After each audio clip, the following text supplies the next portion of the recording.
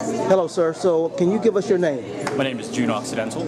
Okay. And what systems do you train in and teach? I actually teach and practice 3 systems. I do Combatant and Modern Anise from Grandmaster Shell in Mispo, who is a direct student of Ernesto Prestes, Grandmaster Ernesto Prestes Sr., the brother of Professor Remy Prestes. And I also teach and train Tabora Balintawak system, which is taught by none other than Grandmaster Bobby Tabora. And the last one I teach Kali Silestrissimo. Actually, I train Kali Silestrissimo under Coach Narso Arnold in the Philippines. And what will you be teaching us today, sir? Man, I was trying to teach some chicken adobo recipe, but that's not going to work out. But I might do some double sticks and some knife work today. Okay, great. All right, thank you very much, sir, for coming out. No worries, man. All right. Thanks, I appreciate it, Grandmaster. So down, that's it, right? So we're 1, 2 on the left side, 1, 2. Forehand, backhand, forehand, backhand, right? So this is the safe zone right here. Nobody gets out of that. Don't get too crazy right now, okay? So just forehand, backhand, backhand. Got it? Right leg forward. Thank you, sir. Appreciate it. Here we go. Stab, check. Roll, step, stab, check. One more time. Come back to the right side. 1, 2, 3, 4. One more time. Roll, step, underneath. Roll, step, underneath. Got it? One more time. Roll, step, stab, check. Okay? Roll, step, stab, check. Watch my blade. It's always here for the time being so that you can extend it for, I don't want you to go like this. Okay? And the aim is right on the chest. Okay? Not in the eye or to the face. Here, 1, push it back so that, check.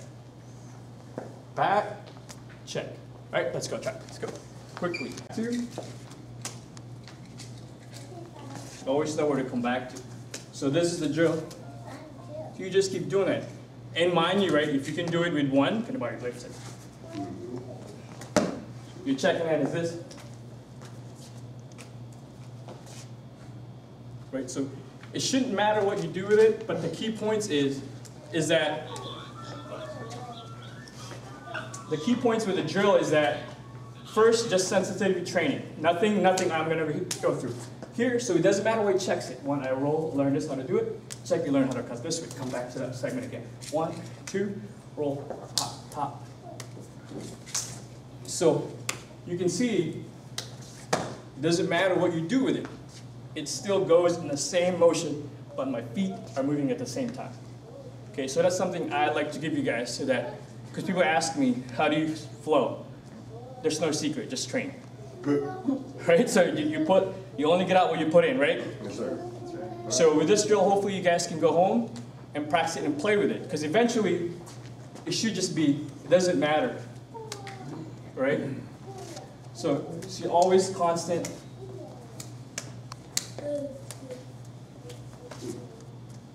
So you should be able to play with anyone.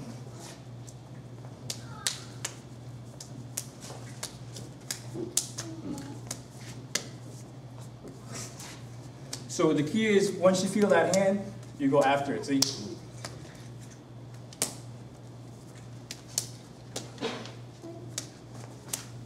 Right? Yes, sir. Any questions? Thank you guys, I appreciate it.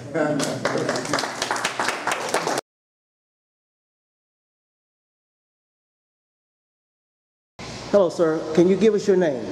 My name is Nyah Kuti. What systems or styles of the FMA do you currently train and teach in? I train in various styles, Kuti, Tersha, Kali, FCS, Kali. I also train in dirty boxing under Dan Sullivan and a few other styles. Well, can you tell us what will you be teaching us today here for the seminar? I'm going to take different concepts and principles from different styles and I'll put them together in a format where we'll use a platform to build mechanics, and then we'll use a flow drill to build time and fluidity and precision and accuracy, and then we'll go into applications from there. Great. Thank you very much, sir. Look forward to you doing some work. Yes, sir. Diagonal attack, the target is a carotid. My angle 2 is a diagonal attack, the target is a carotid. All right, so it's not horizontal, it's carotid, carotid. Okay, work. Attack. If I find myself on the inside of this blade, I want to do what we call a bisection of his arm. All right, so he comes at me at angle 1, I want to bisect that line. It's a lot more involved, but time is short, so I'm going to press pretty quickly. Right? From this bisection, I want to pass and get to the outside. So ideally, when it comes to a blade, you never want to be on the inside of the attack because there's so many other weapons that you have to deal with besides the one that's attacking. So the other thing that's very important is range. The most dangerous range to be in is mid-range when it comes to a blade, right? So either you want to be on the outside as he comes, I want that blade to pass, or I have to get in. I have to make a commitment to get inside. All right, so when I'm inside, I want to bisect that line. When I bisect that line, I want to use the blade of my arm, and I want to work towards dislodging that blade. So as he comes in, I want to attack that. So this is what we call my bladed arm attack.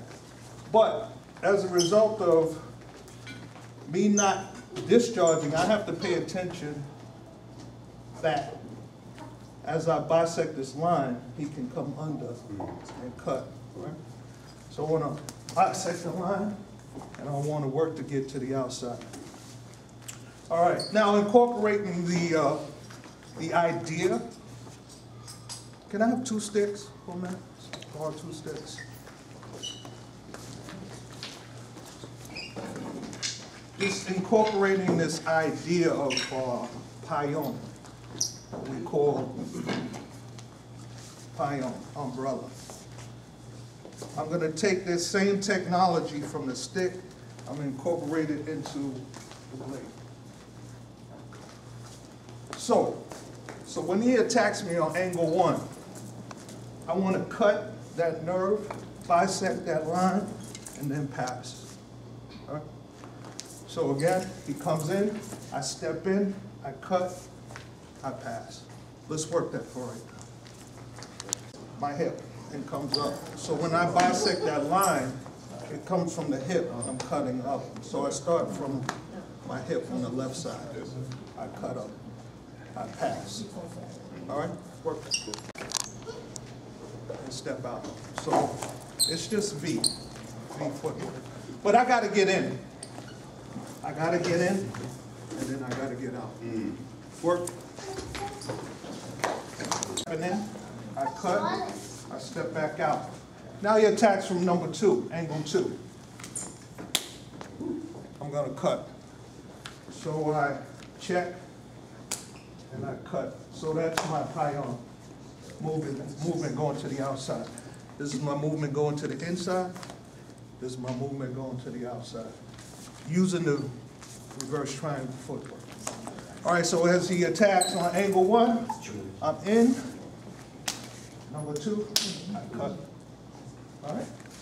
Flip side, do that again, Because the 2 angle, I don't think people didn't see that because you had your back turned. Okay. So do that again for them to see it. So from angle 1, I step in.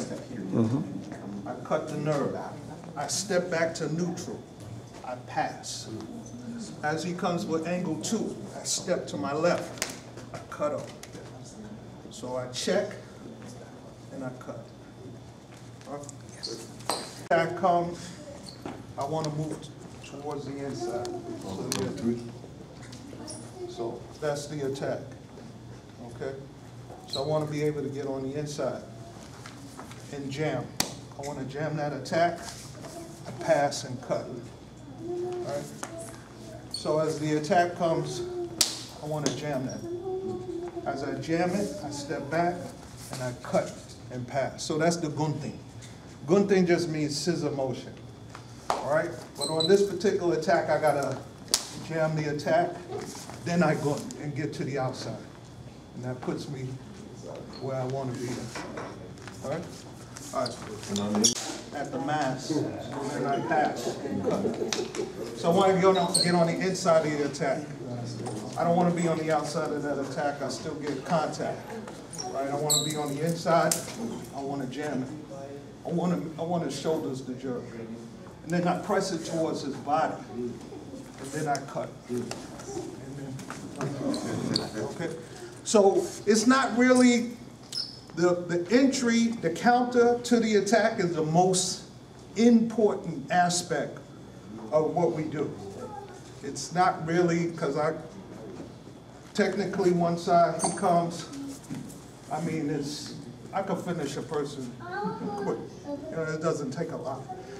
The important thing is not being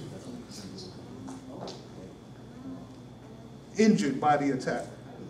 You want to stop that attack, he comes, I want to be on the inside, then I cut. Okay. So, the most important thing is to counter the attack.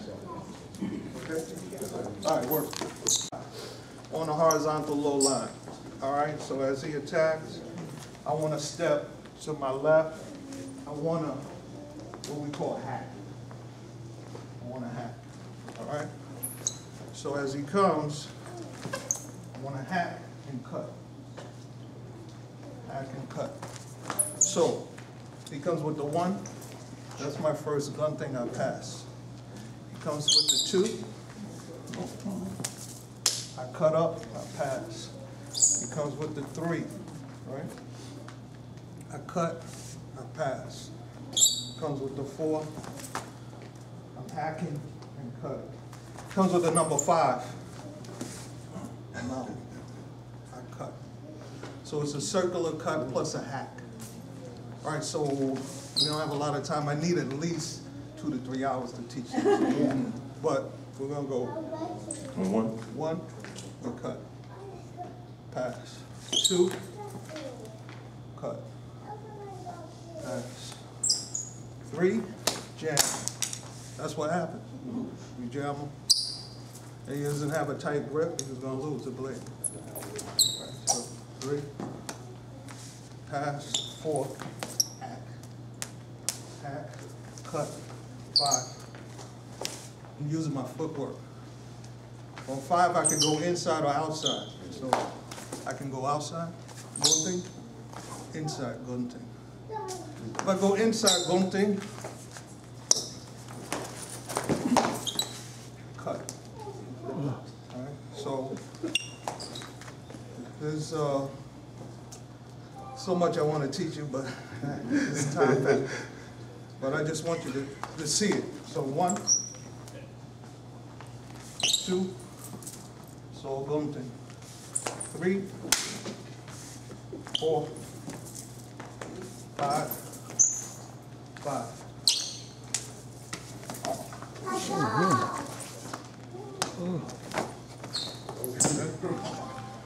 So switch sides. Switch. 1,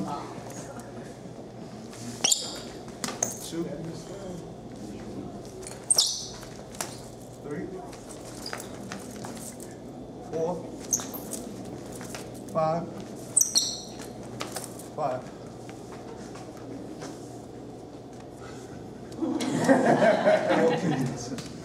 All right. So let's see if we can partner up. So let's do a line drill. Partner up. We'll go together.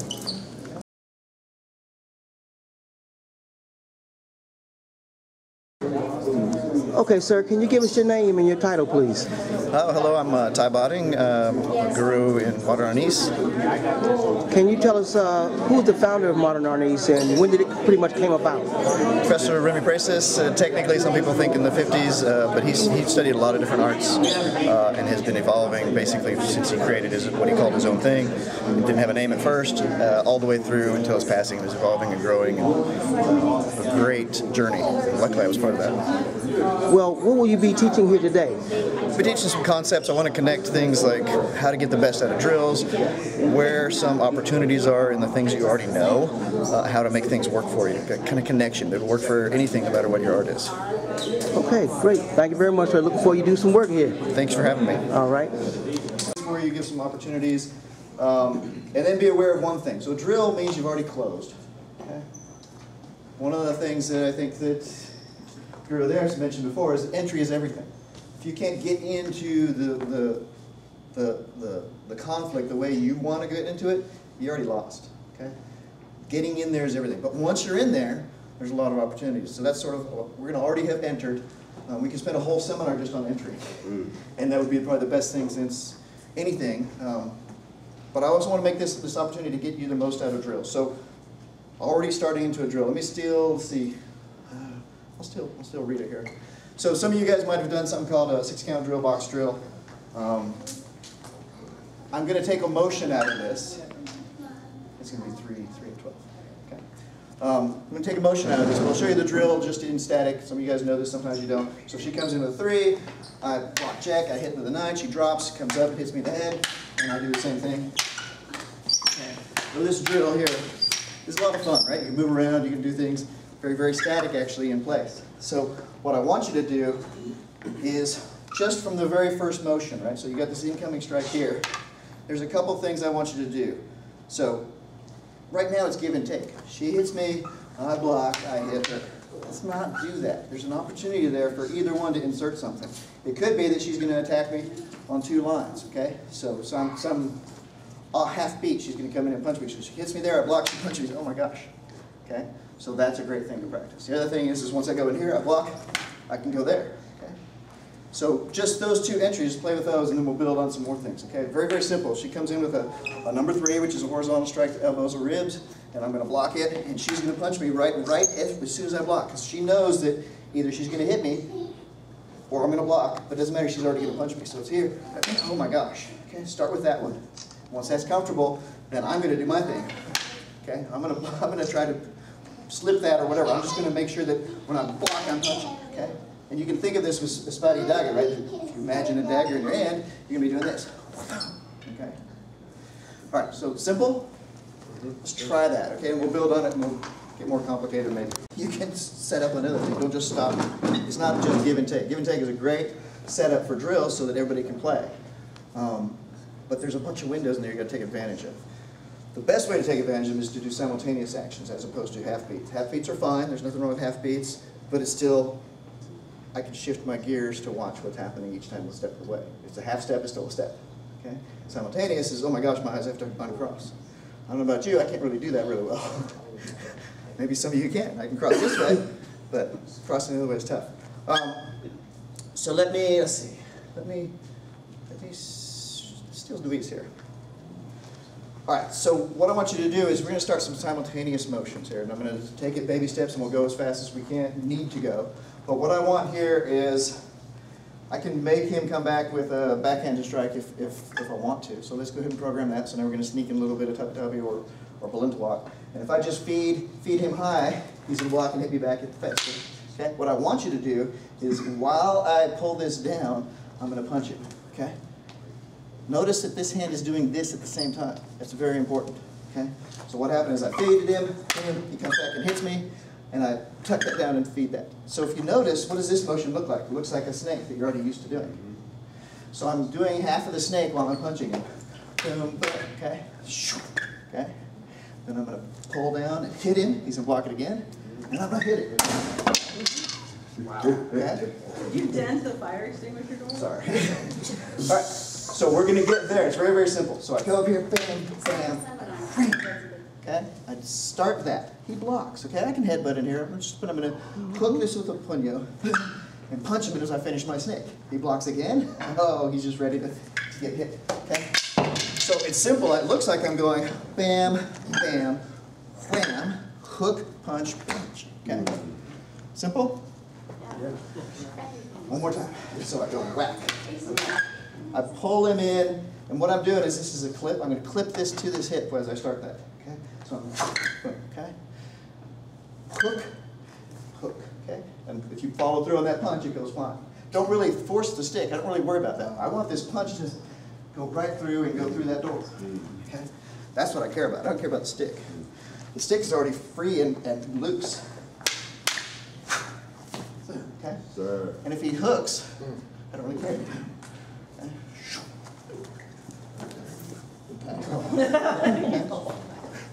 I don't really care. Okay. Can you do this? It's one. Real high, he comes back. Okay. Bam. You can do that. You can hook and punch and punch. Okay. Simple. Do you see what I'm getting at the simultaneous actions? Boom, boom. When I do it one motion, here, boom, boom. Okay. It looks like I'm doing this. But there's a bunch of things happening there, and he's reacting to everything he thinks he can, but it doesn't matter, I'm already ahead of him. So I'm quintada. Right? Got it? Let me turn it around so you have a different perspective. Okay.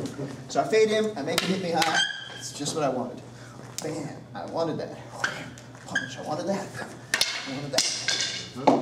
Okay? Sir. Classic Remy, also classic long call from Nakopa Blundlock. So there you go. All right, try that one and we'll go around and help you. Thanks.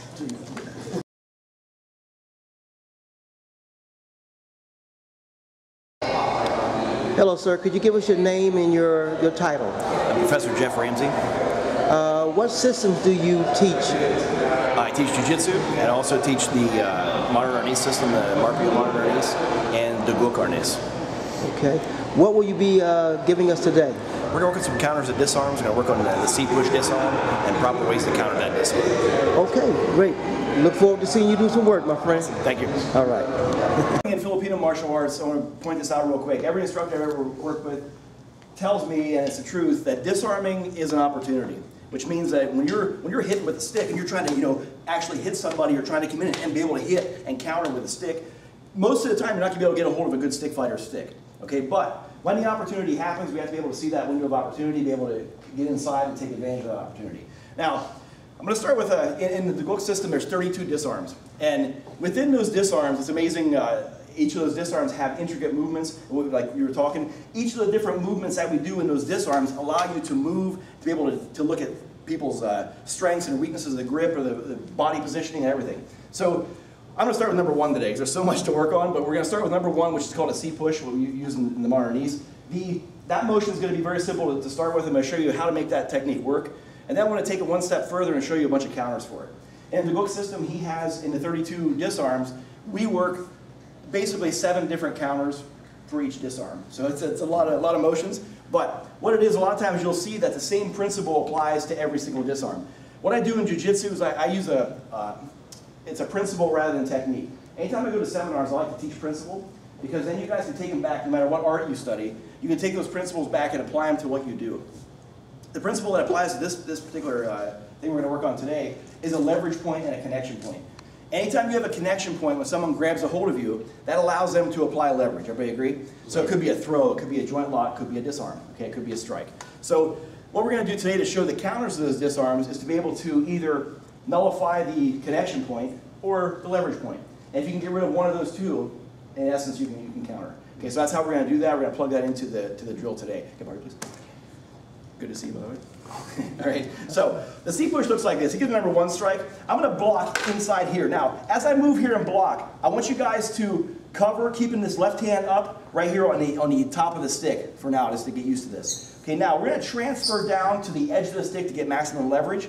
I'm going to press my knuckle to knuckle right here, okay? Now, first thing I want to do is make 2 C motions. I'm going to press forward and then press away, which allows me now to finish up with some kind of a strike. Now, when you disarm a stick, if it could be a stick, could be a grip, whatever it is, what's the weakest point of a grip? Somebody tell me. Thumb and finger, right here, okay? So, if you use number one here, if I come in here and I grab this stick, I would press this out. Look what's happening right here. When I turn this down, that allows me now to press this straight out toward the thumb and finger area. Now, when I do this, I want to stay as close as I can to my knuckle right here. Don't do it here. Too many times you do this and your stick slips off. So what we do is like to keep everything close to us. We use our body to do the disarm. So as I press forward, I'm going to move in and press this right past his shoulder so I can strike. Okay, one more time. Now, when I block here, this is going to capture. Make sure that we don't stay too stiff, this kind of thing. If we try to grab that stick right away, a lot of times motion causes motion. And if someone's real good at their harness and they try, if you go here and he grabs here, it allows me now to start following up with some other kind of counter, and we can move in from there. Okay, so what's going to happen here is I go in, I just want to snake this, because this could pass into something different. It could go into some other kind of emotion at that point. Okay, so what we're going to do here to start off first is this. 1, capture. Now, this is going to go right to here. First motion is a forward motion. Again, we're going to do this at the same time. So I'm going to go 1, 2, and out. Okay, let's start with that first. Okay, so a few more times. We good? Okay, one more time, slow. 1, capture. Now, the block one is. I want to see everyone, if you've never done this, how many people have never done this disarm before? Okay, perfect. Looks like this. As that strike comes in, he's going to strike at my shoulder for safety. Okay, right to here. Now, I'm going to do a V-step motion here. As he hits me, stick's going to come straight up. My hand is going to go right here across the stick, just like this. Okay. All we're going to do now at this point is transfer right to the edge. You want to get out to the edge as far as you can so you have maximum leverage on the pressure here on the circle. Now, this slides up knuckle to knuckle. All I'm going to do here is roll forward, like I'm doing this motion right here. Okay, that's going to be your motion. So here I'm going to press. Now I'm going to take the tip of my disarming stick and touch the ground with it. So I'm going to push all the way to the ground and then follow with the back strike. Okay, that'll help with the follow through in this. So again, one more time. Move, check right here. Grab right here. Now all I do here is twist this forward, press to the ground, and back. Okay, I'm not going to do any kind of footwork or stepping right now. Let's try that first. So grab partner. You want to see it? Oh. Same disarm. So again, he's over here. So this comes in here and he hits. I'm still going to be able to work that same motion, no matter where he's at that point. So the disarm still works the same. So he comes in here. It's just my distancing now is different. Disarm could be something different here. Okay, so as I come into here, 1 hit right here. See what I'm doing? I'm turning this. Everything's the same as it just was. I can use my hand here. I could use my elbow. It depends on the close proximity I am to your partner. If I had a dagger in my hand, if I have a knife, thank you. Perfect. Always prepared. Okay, it could be here. I could use the sword and dagger type motions here. Or if I could do the same C motion with the sword and dagger. So I can come into a spotty adaga. So the principle, what I'm getting at here, the principle is what makes it work. So no matter what you have in your hand, the principle is going to apply. So don't think you have a C push, put it in a list of techniques and think, can't do that unless I have a stick in my hand. Okay, because you can do that. So make sure you think about that. Thank you, sir. So now what we're going to do, let's... Very good. We're not going anywhere yet. Now, what we're going to do is work on a couple counters. Now, for the C push, there's a lot of counters for this one. So we're going to work on our first one. So from here, he's going to come in and block this. Okay, he's going to apply the C push right there. Now, again, we have a connection point and a leverage point. Okay, which one's the leverage point here? His right hand. Okay, that's the leverage. He's pushing. His connection point is his left hand. What's easier to stop this counter? What do you think is the closest one for me to take care of now when I'm doing this? Do I want to try to attack the leverage point or the connection point here? The leverage point, actually. Because what happens here, if I try to reach over top and get this leverage point here, look what's going to happen here. He's going to be able to grab my hand, grab my arm here, and create a lock right here. Turn up, right here, boom, right here. He can lock into what's called an arm bar, okay, for a stick. So, what I'm going to do here is, as he starts to come in and do the disarm here, I'm going to attack the leverage point. What I'm going to do here is just push this straight down, pull it back, and eject. Okay? Just like this. Now, what that allows me to do is work on his grip. So 1, that's it, you do that, back in. 1, there you go, that's it. He wants to do the drill. So I'm going to push this straight into here. Now, what I want to do here is this push it straight in, is push away and lay my forearm right on the top of the stick here. Okay? Now all I'm going to do is fold my forearm underneath his arm, right here. Now as I fold this under, if he still has a hold of this, I need to reach over now and get rid of this part as well. So I can start working at that. Okay? So again, C push. 1, push, in, eject. Okay? Now here's where all the different strikes come into play. We can start working the Ponatukan here, or the Decadinas into the striking. Okay, so one more time. From here, 1. He goes to push right here. I want to push this leverage point down the stick. That's going to be the main point of this. Sometimes the stick gets caught right here in the arm. If you guys feel this where it sticks here, sometimes you'll feel this right here. Okay? 2 things I can do here. 1, I can just lift and push straight down this way. Okay? Or what I like to do with it is do a little roll. From 1 here. if it's stuck on the arm, I push this straight down to here, I'm going to pull this back until it passes right there. As soon as that passes the arm, I'm going to take my forearm and do this. Okay, so the leverage is applied properly. As it passes through here, my forearm is going to go under here. A lot of times there's other variations where you can pull straight back here. The best variation I saw was to push under at that point. So I'm going to fold underneath right there. That's going to be the fun part. You can do another stuff from here. A lot of fun stuff. Okay? All right, let me switch so you can see. Thank you, sir. Jesse, where's right here. Okay. So from here again. So he goes to a C push. From here, 1. I push in and away. That's going to be the motion. And now, if you guys want to follow up with any kind of striking from here, make sure you guys stand back and pull your hands back. I always joke about that because sometimes when you get the disarm done here, and I start to move here, and if you keep your hands out there, that's a bad day. Okay, if you know what you're doing, you can start playing and passing and doing different things. But when you first start doing this, everybody gets hit in the hand. Okay, how many people have been doing FMA for a long time? Okay, you know, you get numb hands after a while because you get hit a lot. Okay, and you have to learn how to not worry about it because you know it's going to happen, so you just got to forget about it. So again, from 1, now, right there. As soon as he does this, push forward, pull back, and eject. Okay? Any questions on this? Okay, let's try it. What happens is, we do that in reality, people don't stop. Okay, you do a disarm, you do a strike. Nobody outside of martial arts understands the concept of stopping unless they're done.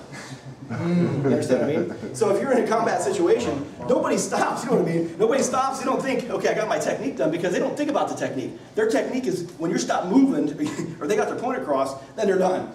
Okay, so in martial arts, we got to keep that same concept in our mind, because if we ever have to defend ourselves and do this stuff, we have to be able to take that to the point where that person no longer poses a threat to us. So you understand that. And we do it all in the atmosphere of fun and, you know, without killing each other. So I come here with 1. As this goes through, I'm going to lock this straight down. Now from here, we have a lot of stuff we can start working from here. You can start taking stuff away, stripping, breaking. Hey, wants to go that way. Now, Grandmaster Rodell, he'll strip this right here in front of you. He'll put it right here and strip it off this leg and break the arm in front of you, almost like a cat stand. I like to bring it. That's awesome. I can't get my body work quite that way, so what I do like a jiu-jitsu version. He agrees with this one. I come here and I step the foot out, and I will keep this locked here. The knuckles work on the back of the tendons to make this lock work. That will strip this straight down from here. That's what takes it out of the arm, or out of the hand. So when he starts applying the leverage here, 1 right here, I pop and punch. This could turn into other things right here to take this out and to finish at that point to whatever, you know, here's all your Ponatooth and your breaks, all that kind of stuff. Okay, so from here, or doom walk. So from here, it grabs, this strips and goes right to here. Okay, now at that point, now we can start to flow here, depending on what you have. Ready to roll. That's right, that's right. That's great. All right, let's try that, guys. Thank you so much. So 2 grips, switch your grip. What I did, I showed you the counters to the disarm. Anytime you have a technique, you want to look at that technique in a 360-degree angle. Everybody agree? So if you have a jiu-jitsu technique, or a striking technique, or a stick technique, whatever it may be, study it from every angle, be able to look at it. As instructors, we have the ability to be able to do that more than most people, because we have 50 different people in the room that see a technique a different perspective. So we get a chance to look at it that way. It helps us learn it. But in order to be able to counter something, you have to be able to know its weaknesses and its strengths. Everybody agree? So you have to be able to know what happens, and how to flow from one technique to the other. So, for instance, if I'm here and he gets number 1, and I come in here and go do a C push and I can't get this C push, what you have to do now is go to something different. The first step from here, if I have a good leverage point here, is to strip inside. So I can go into other kind of locking techniques from here. I can go into the net from here. There's a lot of different stuff I can do. So again, I go 1, 2, I go to C push, can't get it. I strip. See this? So this hand's going to strip inside for what's we can do what's called a hitchhiker or a vine route. You can do that, 1. If you want to, you can go into other things. So when I go to here, this strips inside. This also can create locking techniques. I can pin the forearm here to throw him down. I can go into the neck here to create neck locks and strip all the way through and grab the other end. I'm not going to put him in that uncomfortable position. Another thing you can do from here, if I go here and can't get this, I can ride on and eject this down to the other side. So what I'm doing here is I'm taking his energy and going with it. So if I go here again, I go, boom, I can't get this, cover. I can punch him here to strip back. A lot of different things you can do at that point. So if I can't get this right here, parry, break, hit, strip, everything's right here. And here's all your joint locks and throws from here. I can take them to the ground from here, whatever I want to do at that point to be able to control. Okay? So the way you do this, okay? In Filipino martial arts, sometimes I wake up in the middle of the night thinking about it. It's my favorite art and I love it. But the idea is, what you want to try to do is put yourself in situations with another trained student or somebody you're working with and say, what could I do from here? Okay, you can actually train yourself in a lot of these techniques. But the thing is, you have to do it safely and apply the proper principle to the technique. And you'll come up with a lot of stuff that, you can chain the techniques together. Okay, so just like a boxer. A good boxer, you take a good boxer, a good wrestler, you bring them out and say, show me all your techniques. A boxer will go, well, I got this, I got this, I got this. And I move around a little bit. But try and fight one of them. That's the difference. You say a wrestler, show me all your techniques, you're pretty tough. Well, I just dive in and take them to the ground, I can hold them down. They're so simple about what they do. Simple is good, okay? But you also have to know how to chain your techniques together so you can flow from one thing to the other. If we don't, we become static and we become, rigid. And if you're rigid during training, imagine how rigid you are under pressure. Okay? Because we do what's called a conditioned reflex. We will react the way we're conditioned. If you have time to think about it, everybody's in a perfect world. Everybody's like, oh, that's great. I can think through everything.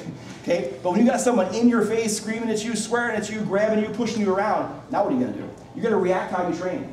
And if you can stay calm and relax and go from technique to technique and be able to counter and do whatever you got to do at that point and take a couple shots, then you're going to be good. Okay? And that's what martial arts is about. Because a lot of times when we get too theatrical, we get a lot of things, a lot of techniques. There's a side where we can study and become very knowledgeable at technique and knowledgeable about the body and the technique and everything. And there's also a side where you have to be able to fight. Yes. Because if you can't do both, you're not a true martial artist. One, you're an actor, okay? And if you're just a fighter without technique, you're just a bully. So the perfect person is someone who can fight, take a hit, stay in the fight, but still use technique, and be good at it. And that takes a little longer, okay? But anyway, that's what I want to show you. So what I did here, that's only number one. That's only the first disarm in the Guk system. So there's 32 of them. And a lot of them have a lot of different motions where you're grabbing, pulling, doing all kinds of crazy stuff. So what I recommend is when we take one like this, learn it, get really good at it, and then move on to the next. Too many times we try to accumulate 1,000 techniques. And what we'll do is we'll get 32 disarms on a list, and you're like, okay, I can do all 32 maybe. Not good at all. But what's better, doing 3 or 4 really good, or doing all 32 at half good? So the idea is build upon it like we always do our foundation, and then continue to go. Because you'll find out, no matter what art you study, the more you build the foundation below, those advanced techniques you see all the black belts doing, that's just combinations of what you learned down below. Okay, so yes, sir. In Kendo, right? They put the mask on, the gear on, and they have an opportunity to express themselves with a lot more intensity without being so concerned about killing another guy. Right. Do you guys have a piece in your practice where you do something similar to that? We do. There's a couple different takes on that. Anytime you have gear on, the person who's attacking attacks with less chance of getting countered because they're not afraid to get hit because they have gear on. So it turns into a mess. We have, and I'm not sure if you agree with me on this at all, but stick fighting suits, I have 2 of them. You guys know what I mean, the ones with the cages and the wraps. And you can go out there and just go, bah, bah, bah, bah, you're going crazy, and your technique goes out the window because you don't have to worry about getting hit. But if, like say you and I are going to start fighting right now, if I knew that you're pretty skilled, I knew you were going to punch me in the face, I wouldn't just walk up to you and be like, okay, let's go. I'd keep myself distance, I'd look a little bit, I'd be like, okay, how am I going to slip this in there without getting hurt? Stick fighting the same way. No matter what you do, you have to have a game plan. And if you use a lot of gear, the game plan, like Kendo, it's and you break, and you get back again. So the idea is they're coming at full tilt, and if it gets you with it, it's going to hurt. But the idea is you should be able to see the window of opportunities, be able to create those windows, and be able to take advantage of them. And that's when you become a good fighter. Because sometimes, I've been doing security work for the past 25 years or so. I get in a lot of scuffles with people. And a lot of times, to be able to set them up for something, or throw them down, or get them in a hold, I don't want to work too hard. When I was younger, I used to work like crazy to get them in something, And, by the time I'm done, I'm sweating, I'm thinking, yeah, I have to do something different. So, but now I figured out the ways of doing it, shocking techniques, different things, unbalancing, change your focus by slapping them, things that people don't even think about. And it changes, in reality, it changes someone's focus, don't let them think about what you're doing. If people see it head on, it's like playing poker. I don't show you my hand before we put the money down. So the idea is you want to make sure you have good technique, but I don't like suits. That's my point. So we have them, but a lot of times what we'll do, we'll put hockey gloves on and elbow pads and a headgear, and we'll go at it that way. That way you can still feel this. And that guy right there hates gear, but he's crazy. He'll do it without anything on. But the idea is, what I'll do is I'll give games. I'll say, okay, we're attacking the hand, we're attacking the elbow. That way you have a target, or attacking the side of the head. So every time you try and hit me, I try and hit your hand, or I try and hit your head. That way it gives you a focus point, so you're not just going out there and going crazy. It's like striking. I'm sure if you're teaching boxing or kickboxing, you don't have people go out there and just go nuts because it doesn't work too well. Same thing. So. Nobody's in the Michelin Man shooting. Right, exactly. So my thing is on gear. Wear gear so you protect your hand gear and so on, so you can feel it. But don't wear a Michelin Man suit where you can't feel it, because then you'll just do anything and you don't have to worry about technique. You don't have to worry about getting hurt. So that's my take. That kind of sparring isn't like something you're going to show somebody right out of the gate when they're first starting. There's a level of control you got to already have before you get to that kind of level. Yeah, but I usually don't do stick sparring with everybody for a long time. So, all right, guys. Anybody have any questions at all? Anything at all? Like I said before, the Filipino martial arts is. Somebody asked me back earlier. He said, "Is it a complete system or is it only sticks?" A lot of times you see arnis is added to other systems like taekwondo or karate or jiu-jitsu, whatever it may be. So people think that, okay, I'm adding arnis or a scream of Kali because I want to add a weapon to my art. And a lot of people think that going in. A lot of instructors think that going in. But Filipino martial arts is a complete system. It has Dumog, which is Filipino grappling. And the idea is not to get the guy on the ground and go for 3 points, and go for a guard pass, that kind of stuff. The Dumog has all the basic principles, but it's designed for combat. So you're doing breaks and ties and chokes. It has Panantukan, or Grandmaster Dago calls it a Decadina, which is all your basic boxing, elbow, hit and boom, your knee strikes, all that stuff. That's all within the Filipino martial arts. It has single stick, it has double stick. It has single dagger, double dagger. It has a Espada Dago, which is dagger, a sword and dagger. Okay, so it has a lot of different. Some styles have like the. Yeah, right. Yes, it's true. There's a gentleman named Johnny Lacosta who was he was the instructor of Danny DeSanto. He had 12 categories to his system, which he had projectile weapons. He had all kinds of crazy stuff, but he had a lot of different things to his art. But it is a complete system.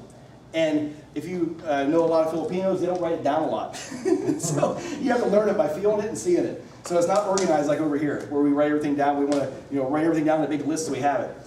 There you learn it by doing it, for the most part. So, all right. Last question. Yes, sir. Why do you guys always say modern art?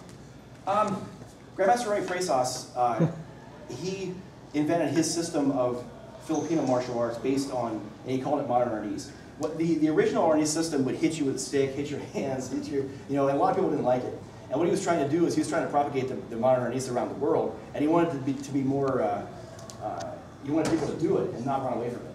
So what he did is create the modern part, which creates, of course he studied Balintawak and Scream as one of his first arts. But what he did then is he took that and started doing the stick-to-stick hits, and I'm sure Mr. Botting could explain probably better than me, but what the idea he did then is made it more adaptable to everyone in the world. That's what made it so popular. So he started doing tours throughout the world, and that's why modern arnis is the most popular arnis art in the world. But it's called modern. And nowadays, looking at the techniques, it may not be the modern art anymore, because we all evolve, we all do different things. But that's the name of it. So, and there's so many different branches. You look at modern arnis, there's probably 3 or 4 or 5 different organizations now out there in modern arnis. But it's good to see that Grandmaster Fresas' art is still alive. That's the main part.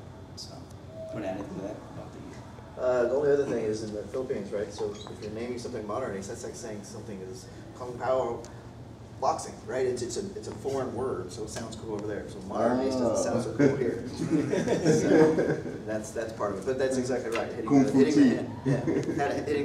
the stick instead of the hand made it much more accessible. You can teach in schools. Yeah. All right, guys. Thank you. Appreciate it. Thank you.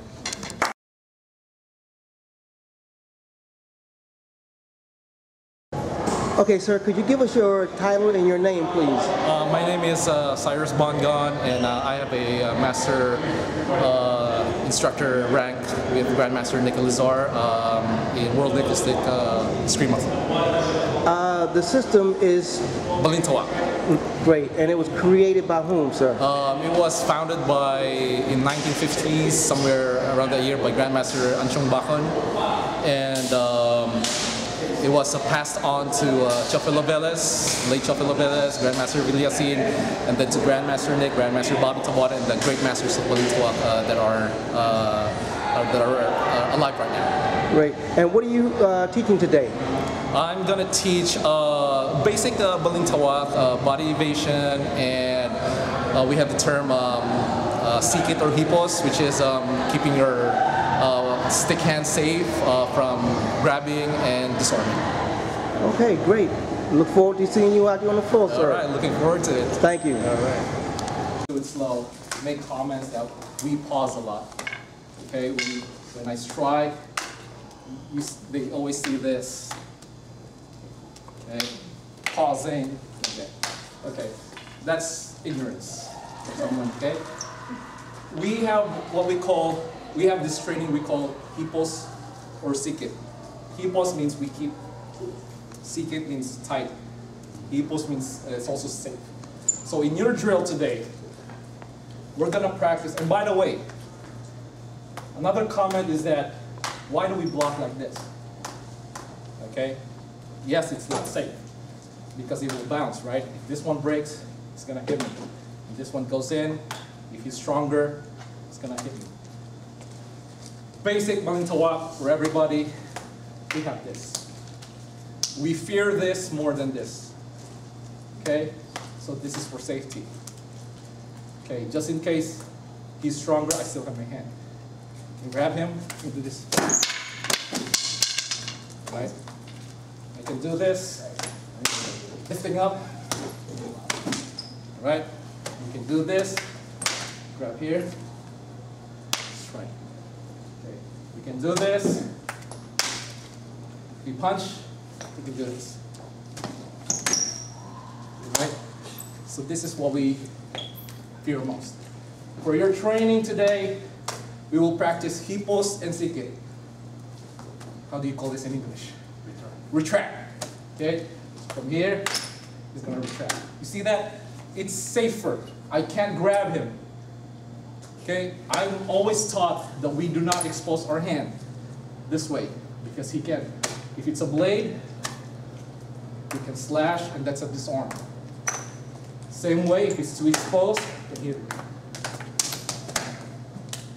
Okay? So we try to keep, if he feeds me, strike, there's enough for me. If I expose it this way, geometry, traveling too far. This one is closer, but it still gives that bite. Okay? Well, anyway, going back to your training, we practice retracting. Okay? So I want you guys to pair up. This is your number one. Okay, so one, safe. Right? Pair up, that's it. Very simple. Simple exercise.